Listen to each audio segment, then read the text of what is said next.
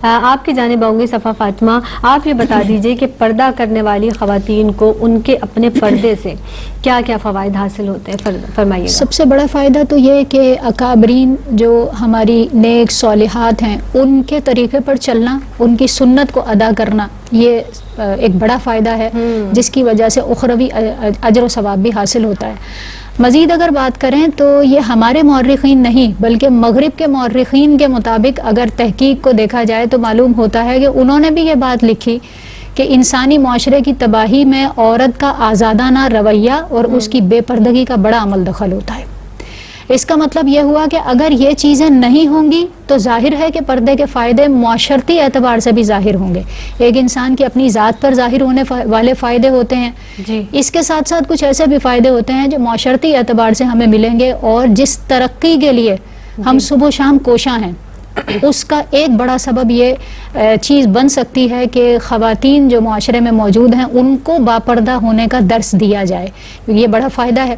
اسی طرح سوچ اور فکر کی پاکیزگی، اگر انسان کا ظاہر حال پاکیزہ نہیں ہوگا، ہم کیسے اس بات کا دعویٰ کر سکتے ہیں کہ ہماری سوچ اور فکر پاکیزہ ہے؟ اس پاکیزگی کی طرف جو چھپی ہوئی ہے، یعنی آپ کے باطن کو اگر آپ یہ کہتے ہیں کہ میں تو بہت پاکیزہ ہوں، میں تو باطن کے اعتبار سے بہت صاف ستھری ہوں، اس کے اوپر دلیل چاہیے ہوگی، اور دلیل وہ آپ کا ظاہری پردہ بنے گا۔ اگر وہ نہیں ہوگا تو پھر ظاہر ہے کہ سوچ اور فکر کے اوپر ہمارے پاس کوئی دلیل نہیں ہوگی کہ ہم سامنے والے شخص کو یہ کہہ سکیں کہ میری سوچ بہت اچھی ہے یا میری سوچ بہت پاکیزہ ہے۔ تو ضروری ہے کہ ظاہر اور باطنی جو خوبصورتی ہے یا اچھائی ہے اس کو ظاہر کرنے کے لیے جو ظاہری گیٹ اپ ہے اس کے اوپر بھی توجہ کرنے کی بالکل اس کی بھی ضرورت ہے۔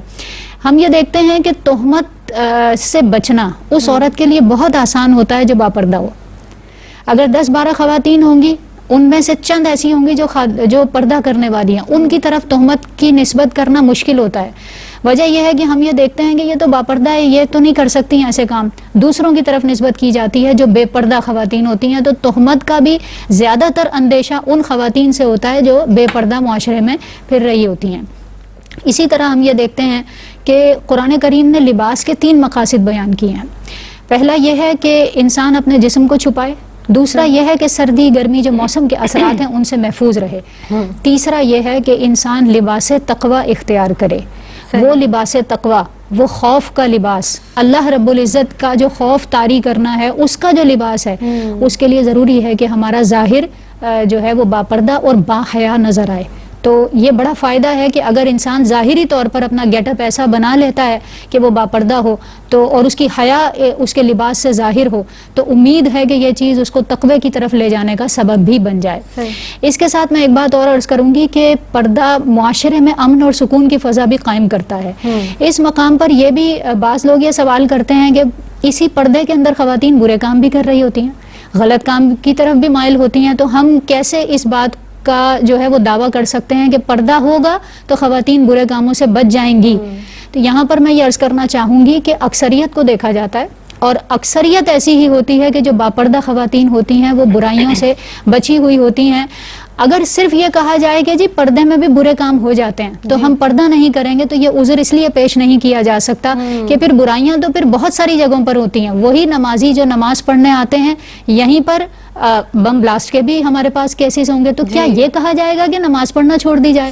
یہ نہیں ہوتا۔ ہم اپنے پردے کا جو ہے وہ اہتمام کریں گے، اس کی وجہ سے امن اور سکون قائم ہوگا۔